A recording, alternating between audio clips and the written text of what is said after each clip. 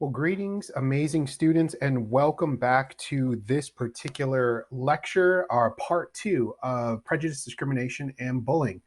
So I wanted to pick up where we left off in our discussion that was sort of priming, if you will, the second part of this lecture.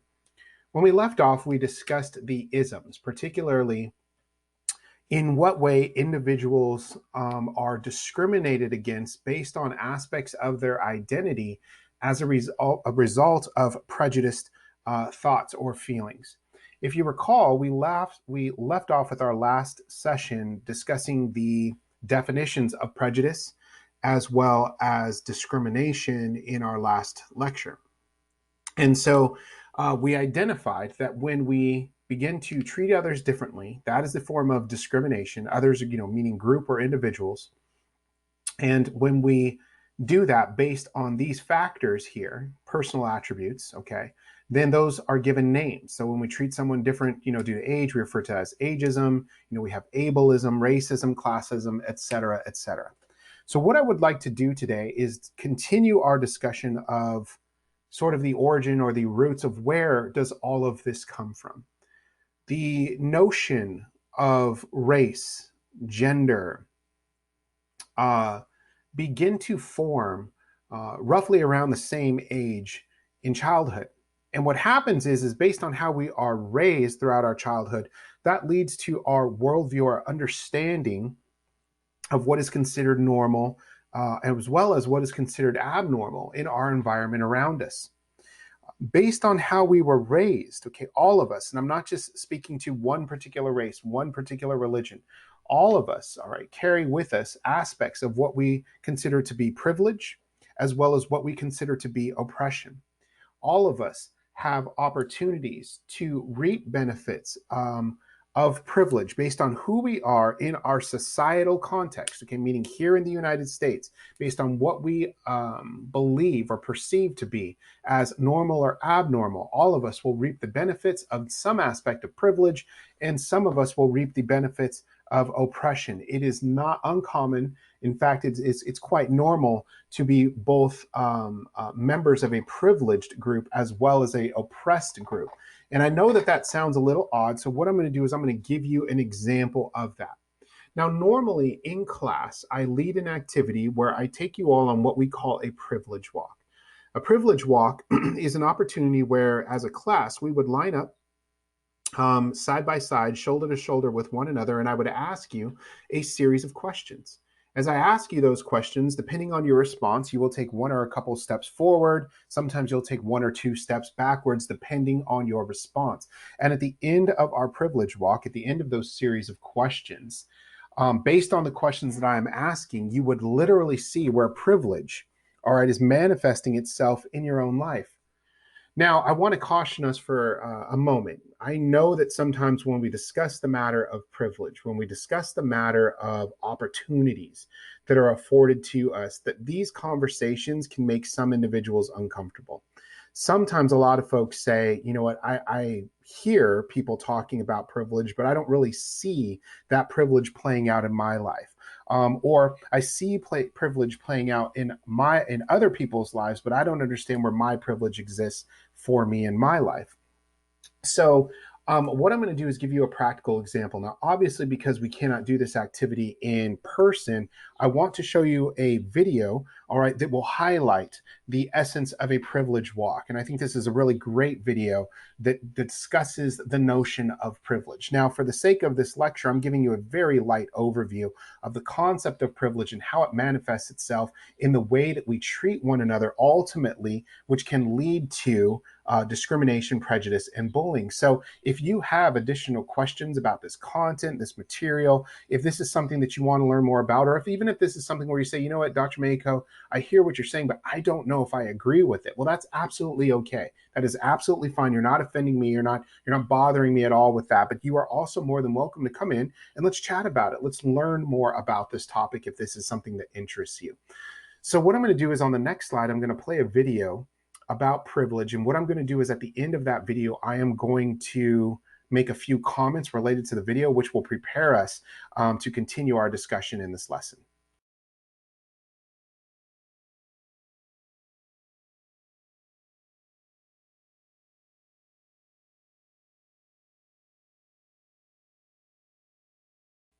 Okay, I love that final scripture verse offered in the end of this video, right? Little children, let us not love in word, right? But in deed and truth, in deed and truth.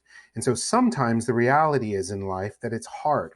It's difficult to acknowledge that there's such a thing as privilege and there's such a thing as oppression. Sometimes in life we have a hard time understanding, and it's difficult for us to really grasp our mind around the fact that we have benefited from certain opportunities. All of us have benefited from certain opportunities that we have been afforded that others have not been given in their lifetime. This video that I wanted to show you today is an example of privilege. It's a snapshot of that. The coach that was organizing this particular privilege walk said, you still have to run your race. They still have to run their race, right? The reality is that all of us, if life was compared to a race here, we all have to run that race, right? And the reality is of demonstrating privilege through a privilege walk. It's not to say that the race doesn't exist. It's not to say that you don't have to work hard to run that race, right? Running a race for anyone is difficult. It's tiresome, it's challenging, and it's also rewarding. But what privilege suggests is that everyone's running a race, but some people aren't starting at the same point as others. That's privilege, okay? And so I want to highlight a couple of things related to this example just briefly. And then what I'm going to do is dive into this discussion of privilege and why privilege in particular, when we are not aware of our privilege as it exists, okay, within our lives, it can become detrimental and a problem for spreading prejudice, discrimination, and bullying later on in other aspects of our life, right? I want to highlight the coach had said nothing that he asked was anything that you had control over, that no one had control or had done anything to earn themselves that privilege. And that's absolutely correct. If you think about the questions, right, that were asked in this privilege walk, there were questions related to both parents being in the home, resources afforded regarding education, matters of income, right, and class. And so in this notion, privilege, okay, was associated often with economics, okay, in this particular walk. Some of the questions that I ask in my privilege walk are a little broader, okay? But the idea behind it is that all of these things were afforded to you, were given to you without you having to ask or do anything about it. So therefore, sometimes people say, oh my gosh, I may have been privileged in my life in certain ways, in this case, maybe economically, but none of those things you had a choice over. Therefore, you're not a bad person because you've been privileged in that way, right? You're not a bad person because you're rich. You're not a bad person because you're able-bodied. You're not a bad person because you're a Christian. You're not a bad person because you're white. You're not a bad person because you are heterosexual. That just means that we fall into a dominant group. That dominant group is afforded more privileges in our society than other groups. So yes, you're not a bad person. That doesn't make you awful. And I want to caution folks that sometimes we tend to villainize individuals who have been privileged in certain aspects of their lives. But that's a problem, because when we begin to hate, when we begin to treat others differently, we run the risk of becoming what we don't like. Okay, we become what we are seeing. And I want to caution us to that, right? So first, I want you to know that if you are having that feeling of, oh my gosh, I'm starting to feel like maybe I was privileged, right? Maybe as I'm running this race, I forgot or didn't even realize that other people are starting from a different point. Don't feel bad. All right. Don't feel shame or guilt in that concept. If you do, just know that that's okay, but also know it does not make you a bad person. In fact, it's going to give you an opportunity to help make things right for others as we advocate for them. And we'll talk about that in the following slides. Line up, everybody line up. We're about to race. Everybody line up. Shoulder to shoulder, take off your backpacks. Basketball, line up, we're about to race. Hey, we are racing for a $100 bill. The winner of this race will take this, a $100 bill. Before I say go, I'm going to make a couple statements. If those statements apply to you, I want you to take 2 steps forward. If those statements don't apply to you, I want you to stay right where you're at. Take 2 steps forward if both of your parents are still married. Take 2 steps forward if you grew up with a father figure in the home. Take 2 steps forward if you had access to a private education. Take 2 steps forward if you had access to a free tutor growing up. Take 2 steps forward if you've never had to worry about your cell phone being shut off. Take 2 steps forward if you've never had to help mom or dad with the bills.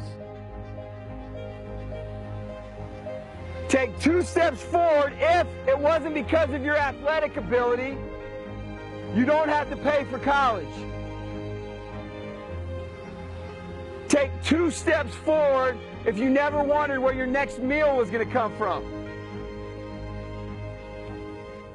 I want you guys up here in the front just to turn around and look.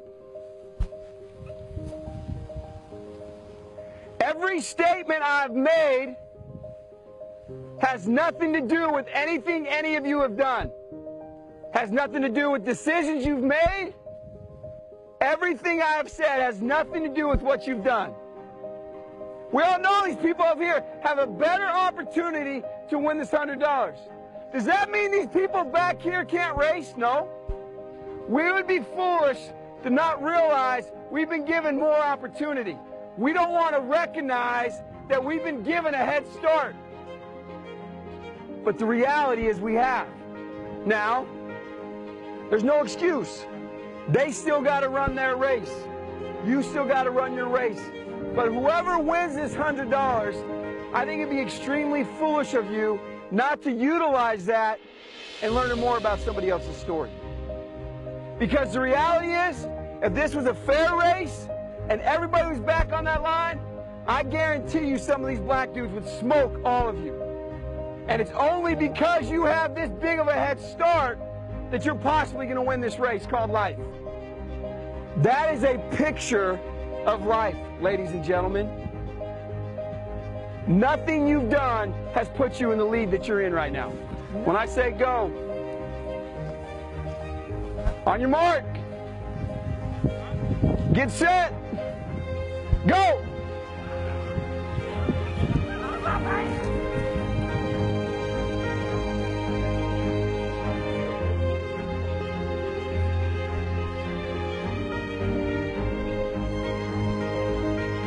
If you didn't learn anything from this activity, you're a fool.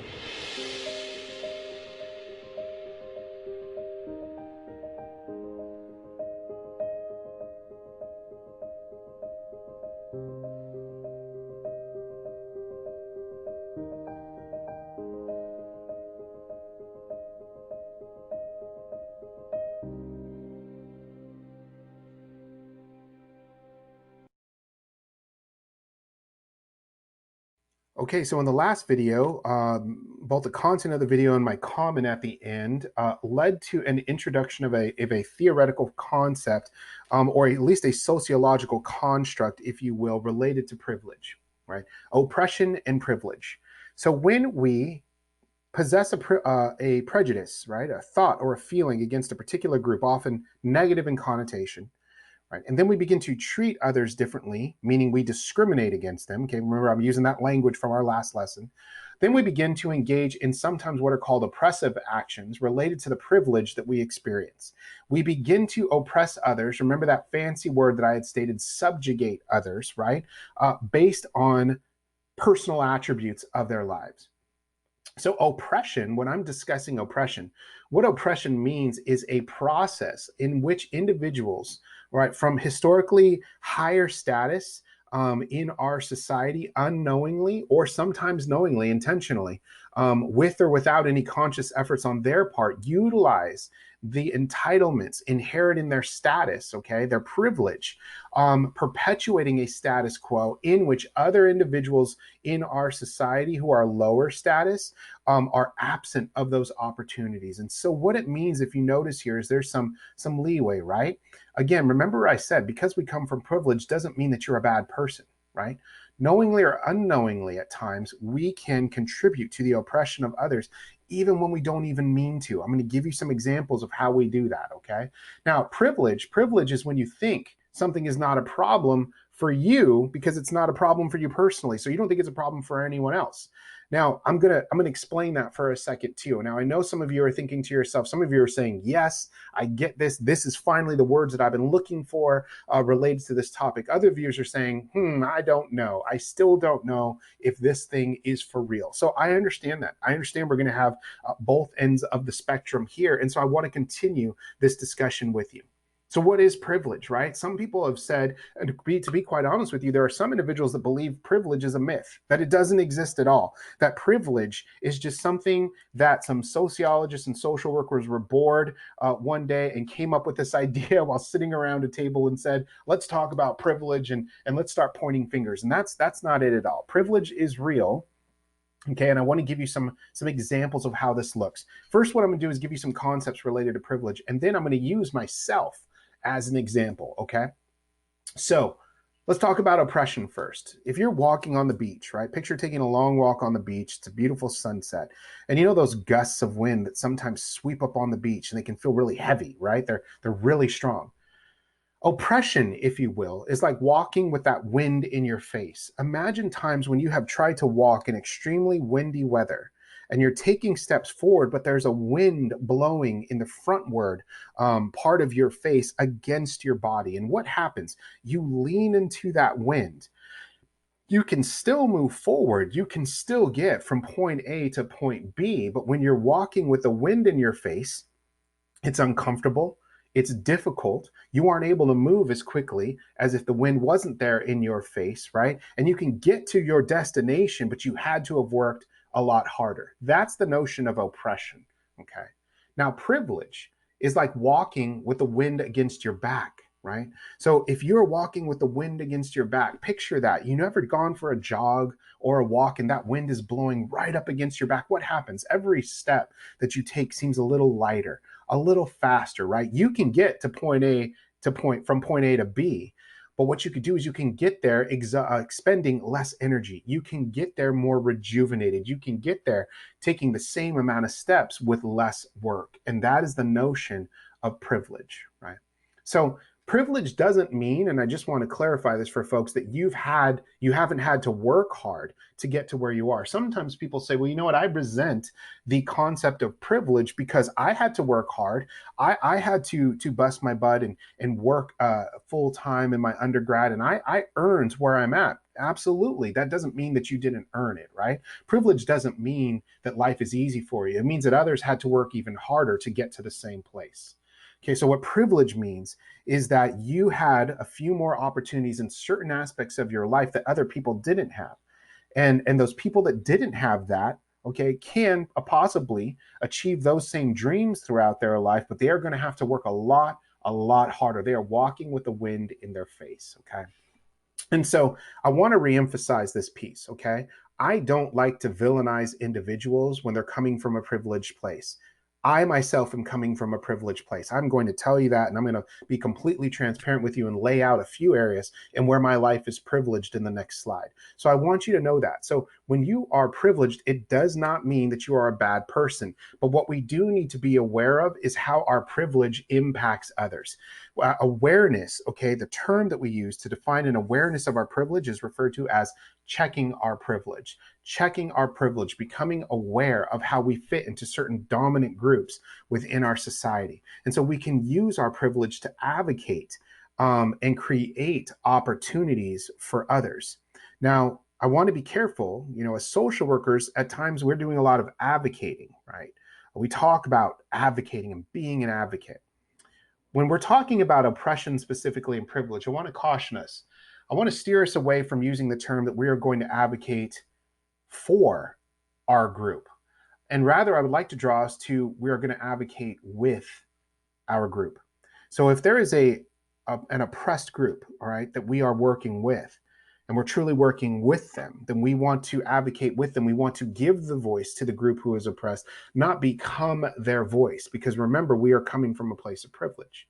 All right, and finally, the point that I want to draw to is privilege creates blind spots. Blind spots. Blind spots, as we're talking, fall into this category that we simply don't see problems that exist in our world because they're not a problem for us personally. Again, no malintent here, but this is what can happen. So we're going to use me as an example in the next slide to show you where some of my blind spots would appear based on my privilege, right? So not to make anyone uncomfortable, I'm not going to point anyone out and ask you to share your privilege or anything like that. I'd like you to consider where you might be privileged in your life based on your upbringing, based on this next slide. But we're going to use myself as an example. And so myself is also freaked out when he realized that and said, oh my gosh, and spit out his cereal. So that's myself reacting to when he heard how he was going to be an example. So example and point, let's check out really quickly where privilege lies for me within my life. I identify as a cisgender male, right? Cisgender means that I identify as the gender that is also congruent with my biological anatomy, okay, related to my gender. So I identify as a male, all right, I have a male anatomy, and therefore that makes me cisgender. I also identify as heterosexual. So what that means is I am a male who is also physically attracted to the opposite sex, okay? Now, I am also educated, right? And so my education allows me to benefit from certain privileges in my life simply because I'm given more opportunities related to those degrees and letters behind my name. I'm middle class, okay, which makes me privileged in the sense that I am not of lower socioeconomic status. I'm a Christian, and in the context of the United States, Christian is a dominant group. Christianity is a dominant religion, and I'm able-bodied. And so while I do have a couple of health things here and there, I also want to point out they're not outward, right? If I hadn't shared some of those things with you, you wouldn't necessarily know that they existed, and no one can really tell, right? So all of these things under privilege here allow me to benefit from certain perks within society because of this. What are those perks? Some of you are asking, what do I get for being a cisgender heterosexual male? What do I get for being educated? Well, you know what? As a cisgender male, heterosexual male, I do not fall under the category of being an LGBTQ plus individual, which means that I don't have to worry about showing affection with my partner in public, which means that I can hold my partner's hand in public without being judged, which means I don't have to be called obscene names based on who I choose to love. I can marry the woman that I fall in love with, right? And people won't judge me. People will judge me less, right? In a relationship of heterosexual male, of cheating on their partner than two gay men engaged in a relationship. And that's the reality of it, right? I'm not saying it's right. I'm just saying that's the reality in our culture. Privilege, when I'm educated, means that literally, I'm not joking, this has actually happened. I've made reservations at a restaurant. I've used my name. Some of those restaurants ask for title. They ask, are you a Mr., Mrs., Doctor, whatever the case is. And so one time I made reservations. Dr. Mexico was on the reservation tab. And you know what? They sat me right up front in a window right up front of a beautiful restaurant overlooking the ocean simply because of the letters behind my name. That's privilege, right? Privilege is when I'm middle class and in a COVID-19 epidemic, right? I am still, thank God, employed with a job. I don't have to tap into my savings, right? And life is inconvenient in certain respects, but I am not worried about where my next meal is coming from. And I'm not worried about how I'm going to feed my family, right? That is the privilege of middle class. The privilege of Christianity, right, in the context of United States culture means that I can worship how I choose without fear of death, imprisonment, right, or being beaten in the streets as Christians are in other countries. I can make the sign of the cross in public and people will understand what that means, right? I can enter into a house of worship and not have to worry about it being bombed or destroyed merely because it is a Christian church. I don't have to worry about being shot up in the middle of mass because I am a Jew, right, and have to worry about a supremacist shooting as many Jewish worshipers as possible, right, during worship. And finally, I'm able-bodied. And so able-bodied, a privilege to that means that when I step on CBU's campus, I park wherever I need to park, I walk to where I need to go, and I step into a building and go about my day. I don't need to consider, are there enough handicap spots available? Is there a ramp that I can easily access? How am I going to open the door? Will there be a seat for me where I can move my wheelchair? Is the classroom large enough that can accommodate such a need? All of these other things, right? When I go shopping as an able-bodied person, I don't have to worry about if the racks are too high for me, if I can reach what I'm trying to shop for. I don't have to ask anyone for help. And so imagine then, these are the privileges that we carry with us throughout our lives. And so I'm less attuned. I'm going to be completely honest with you. One of the things I consciously work on when I step on a campus is how would some of my students who may have some sort of diverse ability, I'm going to share that term with you later in the course, all right, who have a different need than me in terms of their mobility, may experience getting to class, right? And that's something that I simply don't see because I don't encounter it for myself every single day. Now, in terms of oppression, remember I said we're all part of a privileged and oppressed group. We all reap benefits, and we all are treated at times differently.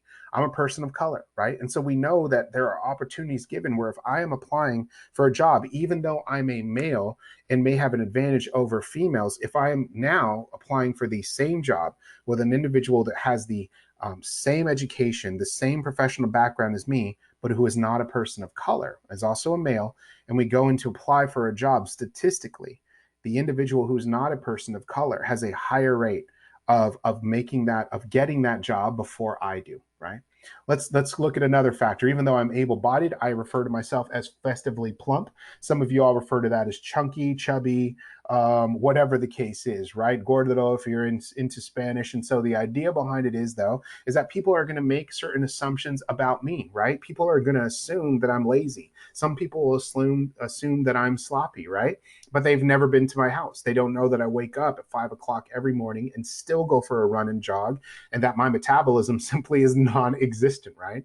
They wouldn't know that if they stepped into my garage that it's completely organized and there's a place for everything when I work on my cars, right? But people will make assumptions about me based on how I look and about my character. That's a reality of being in an oppressed group, right? And here's another one. I'm not rich. So yes, while I'm not struggling in some respects, I don't jump on a plane anytime I want a change in scenery, right? I don't have money to just drop on a new Mercedes. I don't spend my money willy-nilly and simply point at something on the shelf and never ask how much it costs just because I want it, right? There's a reality to that. And within certain circles, if you are middle class, then you simply don't belong, right? And so here is an example using myself of where privilege and oppression, all right, exist within my life.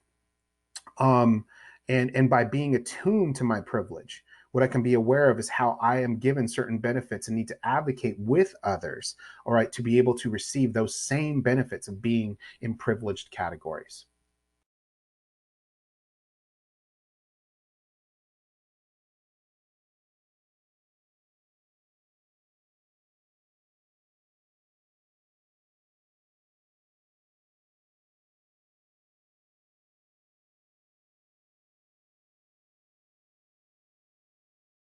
Okay, so let's dive a little deeper into our discussion on privilege. Remember when I stated that the privilege creates blind spots?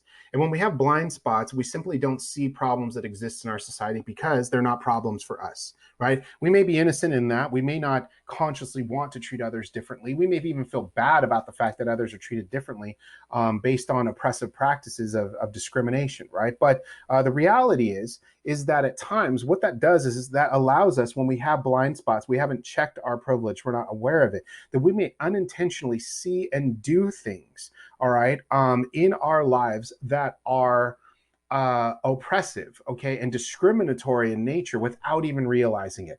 We refer to those things, those little things that we say and do on a daily basis as a result of our blind spots of privilege, as microaggressions. Microaggressions, all right, that's the term for it. Now, some people tend to think that when we talk about discrimination and prejudice, they picture that old school overt racism, right? They picture images of Ku Klux Klan rallies and lit crosses, right? And they picture those oppressive practices that are overt in racism, people being chased in the streets, hoses and dogs unleashed on peaceful marches and things like this. And that certainly does exist in our world, right? We have seen that recently of examples of overt racism making its way to the forefront of the press, the news, the media, and all of these things. But I would like to also caution us that we also have to be aware that in many cases, microaggressions can be equally, if not more damaging because they perpetuate over a series of times, okay? They perpetuate over an extended period of time beyond just a moment, all right? And what happens is that these microaggressions make our way into subtle, everyday discussions, outlooks, perceptions of those that we have, um, uh, of those thoughts that we have about other people. And so microaggressions are more common than overt racism, right? And there's categories of microaggressions. There's micro assaults, what are conscious, intentional acts or slurs. You may call someone a name, right? And you think that you're joking about it, but that name has a derogatory connotation to it. Micro insults, right, can be rude, verbal, or non-verbal expressions. I'm going to give you some examples, okay? And micro invalidation is when we subtly nullify, all right, the thoughts or feelings of others. So what I'm going to do is on the next couple of slides, I'm going to give you some very real examples of microaggressions as they exist in our culture right now. Now, I do want to give you a heads up and preface these next slides, right? Sometimes students will say, well, some of these slides may be a little uncomfortable. The language is a little raw. And you would be right. The language is raw. The reason I'm not holding back in terms of this language is because these are real microaggressions that exist towards our minority or oppressed groups within our society. If we don't acknowledge that this language exists and we're hesitant about engaging in the knowledge, then we really aren't in a place where we can begin to change some of the behaviors and attitudes around these conversations. And so for the sake of that, I'm not doing this for shock value, and I'm not giving you this just to be coarse or crass, okay? What I am doing, though, is trying to paint a realistic picture of existing microaggressions within our culture. So let's dive into a few of those, right? There are some sayings. These are microaggressions that exist in everyday life, right? We'll say things like those illegal aliens, right? That's a micro assault. What we've done is we've given an individual a term of illegal alien. And some of you are saying, well, is that really bad? You know, we're defining undocumented citizens as illegal aliens. That is what they are. That's the technical term. Yes, to a degree. Now, what I would like to caution us on, though, is that when we say that's an illegal alien, that has a connotation that comes with it.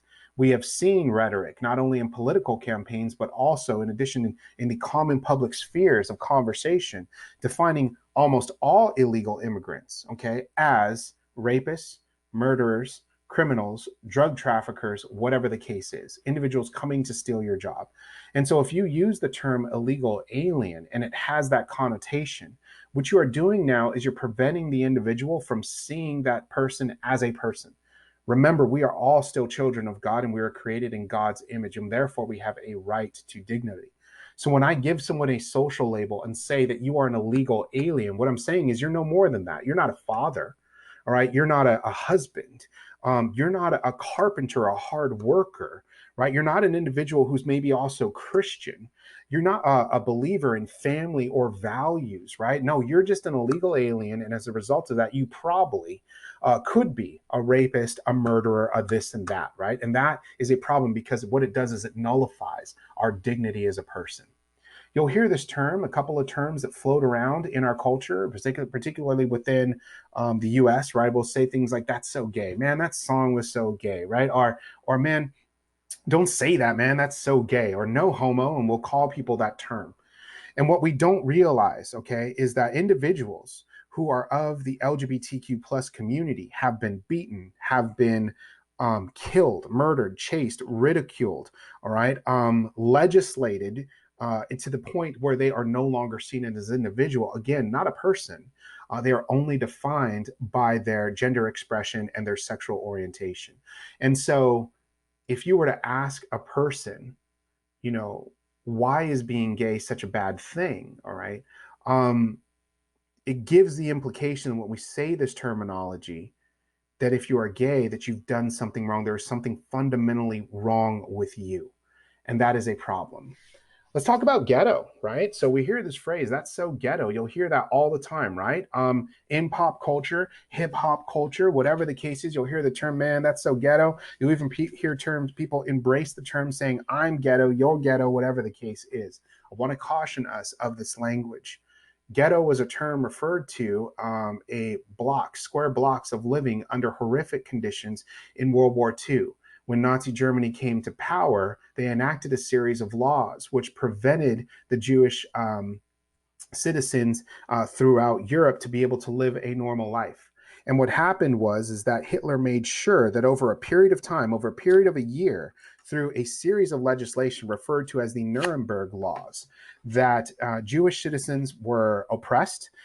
They were not allowed to be out past a curfew. They were not allowed to walk on sidewalks. They were no longer allowed to own businesses, nor to keep money in German banks. And eventually, they were restricted from even owning their own homes. They were kicked out of their own homes, dragged into the street, and transported into what were referred to as ghettos. These ghettos are where Jewish citizens were then held.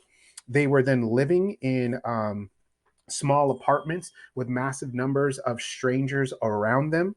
And later, Hitler then consolidated those ghettos, eliminated those ghettos, shipping everyone off to death camps or to work camps. And as a result, led to the systemic murdering of 6 million individuals. And so if you asked a Holocaust survivor why we think the term ghetto is so hip, they'd probably have a tough time answering that.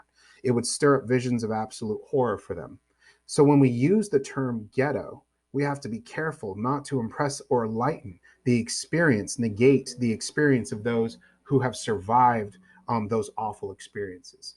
You've heard the term, that exam just raped me, right? Or I just got raped by that exam. I got raped by this or that. And we use it in this sense of this nonchalant way of describing that something got the better of us.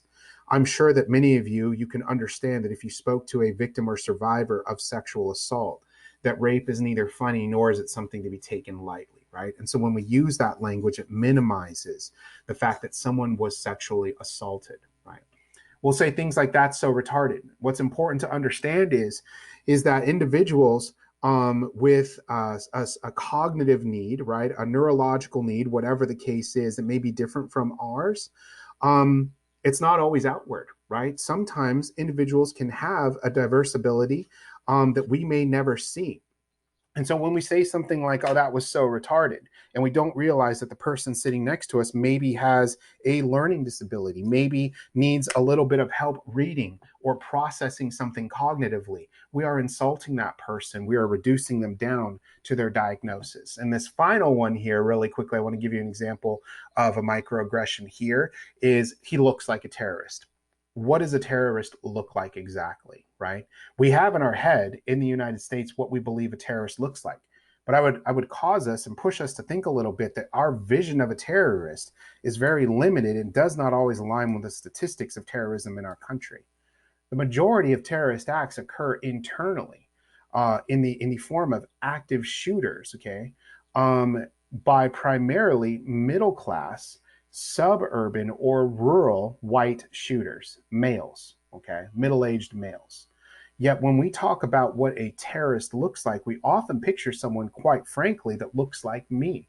Aside from being chunky, okay, some people will say I've never seen a chunky terrorist, but dark skin, complexion, right, person of color, usually having a beard, and usually it's a dark beard.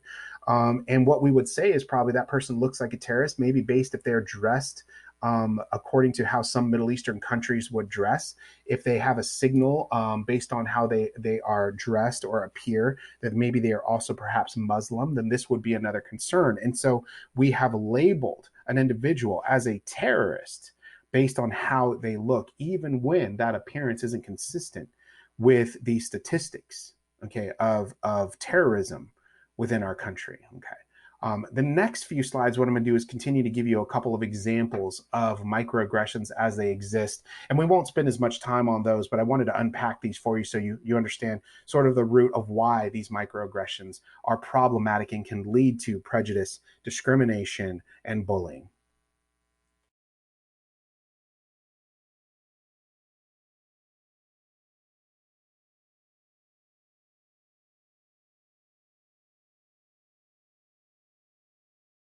Okay, just a few more microaggressions that I wanted to point out for you, and then I'm going to put things literally in perspective for us, and we'll step back from the end of this lesson. Okay, here's a couple ones. One of this first one here, is actually based off of a positive stereotype. There are negative and positive stereotypes that exist, right? Here's one frequently that we've heard: "You're Asian. Why aren't you good at math?" Right? And so this is a microaggression addressed towards, based in an area of racism towards Asian individuals. Okay. Now, the problem with this is you would say, well, I don't mean it as bad. I mean, I'm actually saying they're good at math. The problem is what you've said is that all Asians are good at math. And therefore, what you've said is that if you are not good at math and you are Asian, there's something fundamentally flawed with you, right? And so that is a problem because we are assuming that all individuals meet a criteria. We're saying all individuals do this or all individuals never do that. And we simply know that's not the case. Right? Here's one geared towards gender, right? You're acting so sensitive. Is it that time of the month? Now, I want to caution us in this language. Some individuals are choosing to use this language because they're saying, well, you know what, there might be some scientific evidence that women are more emotional during menstruation. And I would caution us and be very careful as men when we make comments like this, because what we are doing is reducing a woman's status and identity simply down to her biology. And what we're saying is that it doesn't matter how many years you've been educated. It doesn't matter how wise you are, how much reading you do, how much logic you've applied to your thought, what experiences you are applying to your comment. You are simply reacting a certain way because of your gender. And that completely negates the dignity and the entirety of that individual's identity. And so using a term like this, even though it seems like something so small, has huge implications for how we come to view people within our society. And as a result of that, based on how we view people, we also then use those thoughts, those beliefs to decide how we treat people. Here's a common one that you've heard, right? Are you sure you're gay? I bet I could change your mind, right? This is a comment that basically alludes to the fact that if you are gay, if you are lesbian, that somehow that's a personal choice for you. But if we understood what comes with being gay and lesbian, what comes with the fear of being out in public, what comes with the ridicule, the oppression, the legal restrictions of being gay or lesbian, if you asked an individual who identified as gay or lesbian, they may say, you know what, if I had an opportunity at times to make a choice to not have to deal with any of this, do you think that I wouldn't do that? Why do you think that I would actively choose a life with all of this fear, oppression, and anger towards me, right? Simply because I think that it's a choice, right? And so what that reduces this person's gender expression or sexuality in this case to is simply a choice. And that's simply not the case. Where are you really from? Right? You'll hear people make this mistake all the time. They'll go up to someone that maybe looks like they're not, and again, what does an American look like, right? But our concept of what American looks like. And they'll come up to you and say, oh, where are you from? And they'll say, I'm from Minnesota. And they'll say, oh.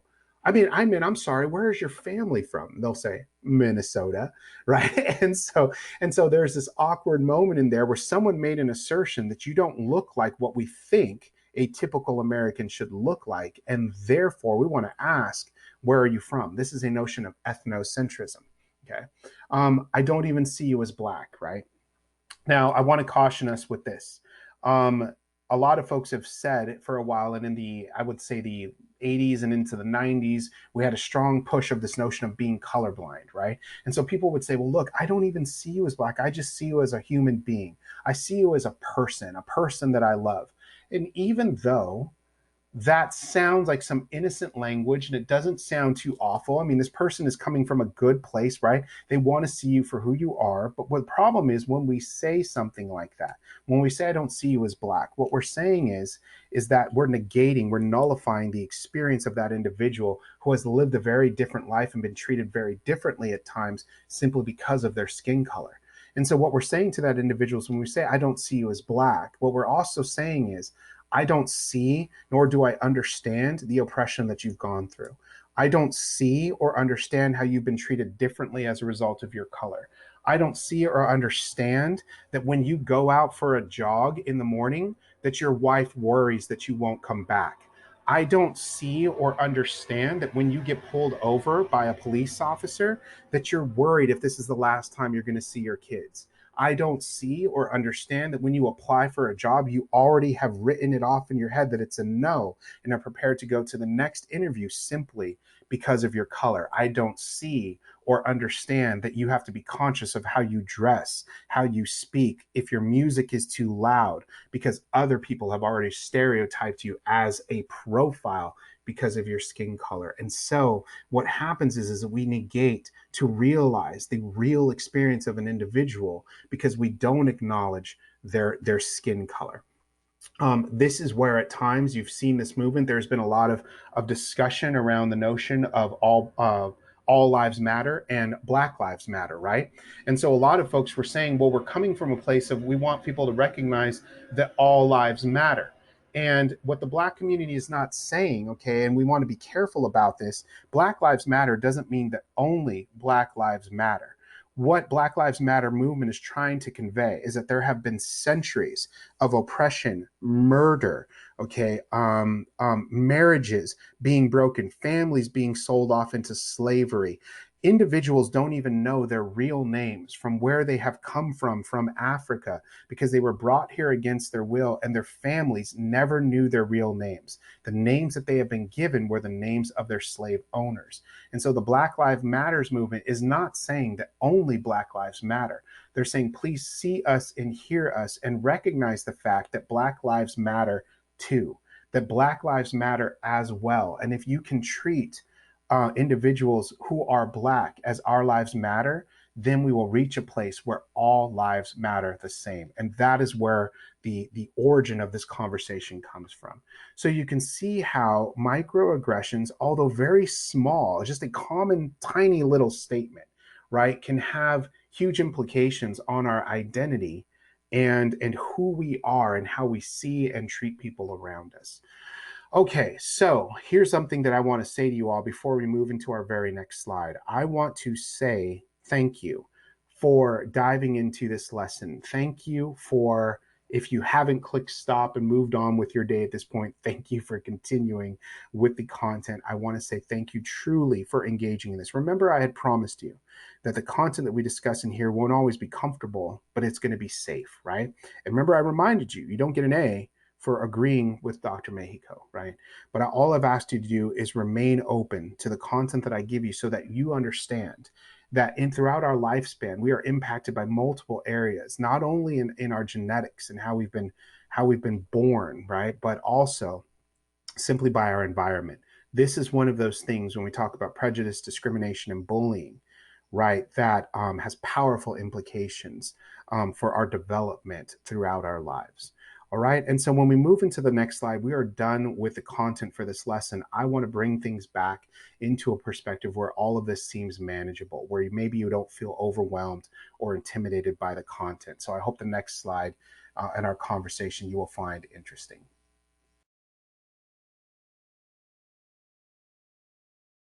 Okay, once again, I want to thank you for staying with me this long and sticking with the content and the lesson today. Truly, truly appreciate that. I really mean that from the bottom of my heart. So this screen, you don't need to adjust your screen. There's nothing wrong with it. Some of you are saying, what is it I am looking at? What is this in front of me? This grainy, pixelated photo that is in front of me. This is a real picture. This is an actual picture that exists. It's floating out there. And this picture in particular is also extremely famous. This picture got world attention. Okay, all over the place, all over the world, one of the most observed and renowned pictures of its time. So I'd like for you to take a second and observe this picture, right? We're not going to talk about racism, prejudice, discrimination in this concept for this slide. I'd like to bring things literally into perspective, okay? So let's take a look at this picture and examine the contents of the photograph. Kind of just take a moment to take all of it in, look at the colors and the shapes and all of that. And then what I'm going to do is I'm going to unpack this for you. If you notice, there are some streaks of color here, here, and here. You see these streaks of color that are here?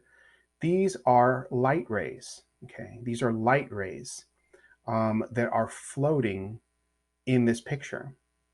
And then if I want to draw your attention to this little white dot in the center of my circle here, this dot right here. That little dot, that little pixel, okay, is us. That's Earth right there. This photograph is titled, the name of it is the pale blue dot. That is the name of this photograph. Historically captured in a book written by Carl Sagan, The Pale Blue Dot. This photo, all right, has historic implications in its origin. Obviously, if we're taking a picture of Earth and that's Earth there, then this picture was taken in deep space. The light rays that you are seeing here are actually the light rays from the sun, because at this point, this photo, the camera, was so close to the sun, it was closer to the sun than it was to the Earth. So I'm going to give you some background on this photo, and we're going to put things in perspective. Like I said before, the title of this picture is The Pale Blue Dot. It was an image taken by Voyager 1, in fact, on February 14th, 1990. This picture, all right, was taken when Voyager was about 4 billion miles away and approximately 32 degrees above the elliptical plane when it captured this portrait of our world, okay? This photo was controversial. When the photo was first submitted as a request, NASA needed to ask, could we turn Voyager around? And could we take this picture? Part of what led to that request was because Voyager was traveling so far from Earth in its journey, and it traveled so far from Earth into deep space, okay, that it was now 4 billion miles away, and we knew that we would no longer have communication with Voyager anymore because it was so far away. And so we knew we were going to be losing communication with Voyager, and so scientists said, can we turn Voyager around? And rather than take a picture of what is out in space, take a picture of Earth. And at first NASA said, no, I don't think that the picture would be scientifically valid, and I don't see what the point is in turning the camera around. Advocates for the picture said, this has been a monumental journey for mankind. And as with any journey, it's important to take a look and stop for a second and look back, right, on how far we've come. And so eventually authorization for the picture was granted. All right, and that is where this picture was taken. In Carl Sagan's book, all right, he wrote an amazing quote that I think brings things into perspective related to difficult conversations like we've had with this lecture, right? Carl Sagan wrote, look at that dot, that's here, that's home, that's us.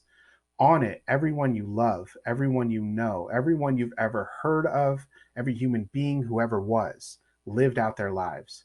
The aggregate of our joy and suffering, thousands of confident religions, ideologies, and economic doctrines, every hunter and forager, every hero and coward, every creator and destroyer of civilization, every king and peasant, every young couple in love, every mother and father, hopeful child, inventor and explorer, every teacher of morals, every corrupt politician, every superstar, every supreme leader, every saint and sinner in the history of our species lived here on a mote of dust suspended in a sunbeam. I bring this picture to us to provide us with perspective, that these conversations that we have with one another seem so difficult. They seem so painful to have. They make us nervous. They make us angry at times. But the reality is the content, the entire basis of our knowledge or understanding of difficulty, right, all lies on this little rock. Look at the vastness of space and look how tiny we are and insignificant in the course of everything within our lives. And so in Colossians, we have learned he is the image of the invisible God, the firstborn of all creation. For by him all things were created, both in the heavens and on earth, visible and invisible, whether thrones or dominions or rulers or authorities, all things have been created through him and for him. He is before all things, and in him all things hold together. In him all things hold together. I take comfort in this knowledge, knowing that before there was us, before there was earth, there was this vastness, and we have been placed on this. So God has been present before all of this, and God is present now. If we can lean into our faith and come from a place where we are willing to honor the dignity of an individual when having these difficult conversations, then I know we'll end up in the right place, right? But at times it just takes the courage to remember, right, that he is before all things, and in him all things hold together. All right. God is holding the universe together. We don't need to worry. Okay. We do need to work to make this universe a better place, but we don't need to worry because we're not doing that work alone. Finally, what I'm going to do is end with a very special video. This last video is by Maya Angelou. And I am going to show you this video because I think that it's a really beautiful way to sum up our lesson today. At the end of the video, I'm going to give you a very short comment. That is my last comment for this lecture, and we will close out. Now, I just want to tell you, Maya Angelou has been an amazing influence on my life through a series of reasons. One, I was exposed to her poetry and some of her writing early in my undergrad career. In my undergrad studies, Maya Angelou was alive and came to my campus to give a talk. I actually wasn't going to go to that talk. I had to work that evening. And one of my professors caught me in the hallway and said, Antonio, are you going to go to Maya Angelou's talk? And I said, I really want to, but I can't. And my professor said, look, I understand that you have to work. If there's one reason why you should miss work, it's this one. He said, please come tonight. And I said, okay. I came and watched Maya Angelou speak, and it fundamentally changed the way that I saw the world around me. So what I'm going to do is share this video with you. And at the end of the video, I will make a couple of comments. We'll wrap up for today, and we will continue on.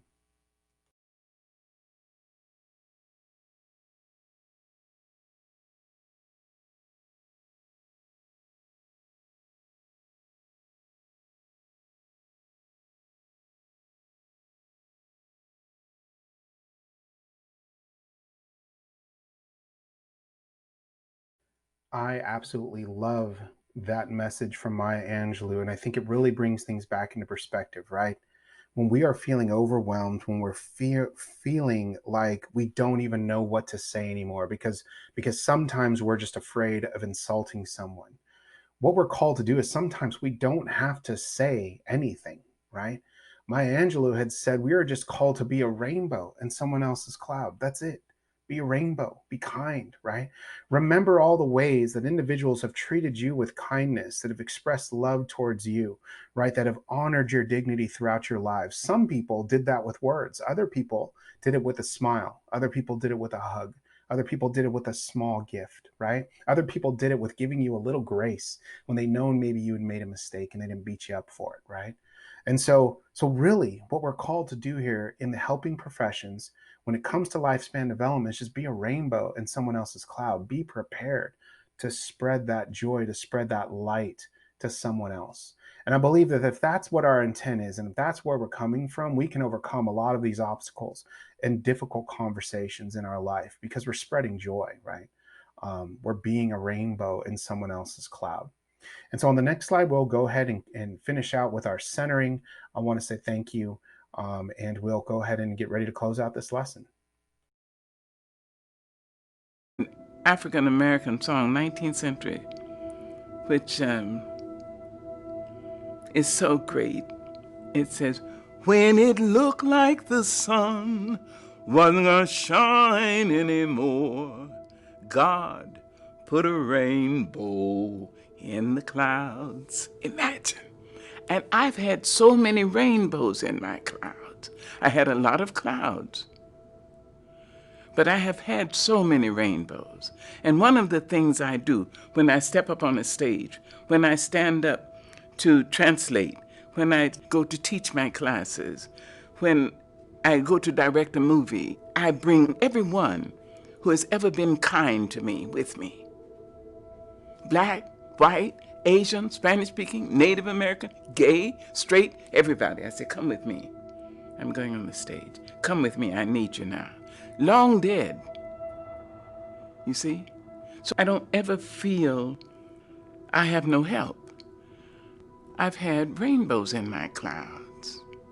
And the thing to do, it seems to me, is to prepare yourself so that you can be a rainbow in somebody else's cloud. Somebody who may not look like you, may not call God the same name you call God, if they call God at all, you see? And may not eat the same dishes prepared the way you do, may not dance your dances or speak your language, but be a blessing to somebody. That's what I think.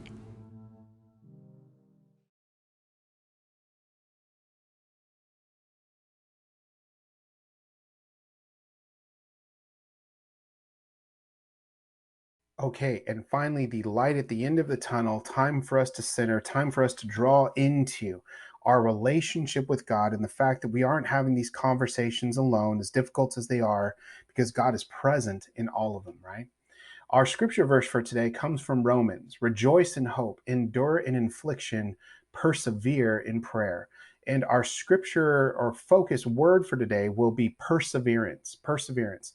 So let's just stop for a second and think about how God is speaking into us, calling us to rejoice in hope, to endure when we are afflicted, to persevere in prayer, right? And let's allow God to speak these feelings, this sentiment of perseverance into our heart. So let's go ahead and make sure that our hands and feet are in a nice, comfortable position, right? Let's honor that teaching of Brother Lawrence, and let's go ahead and push out all of those concerns, those thoughts, those worries that we have, and let's just spend 2 minutes persevering in our relationship with God. Go ahead and take that nice deep breath, close your eyes, and I will keep track of the time.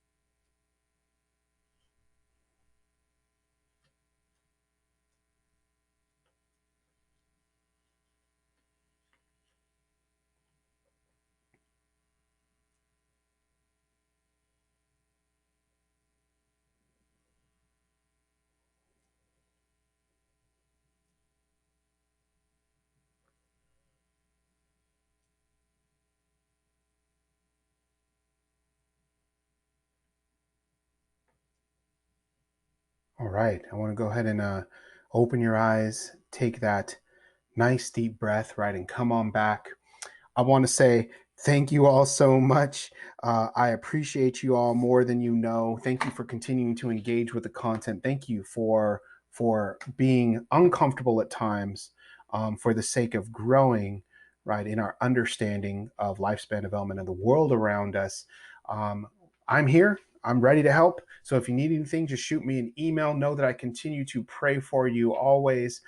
Pray for your strength. Pray for you to persevere. Pray for you to also have fun and to smile and to have moments of joy with your friends and family. And just be sure to please check Blackboard for assignments and due dates. And I appreciate you all, and I look forward to our next lecture. Take care.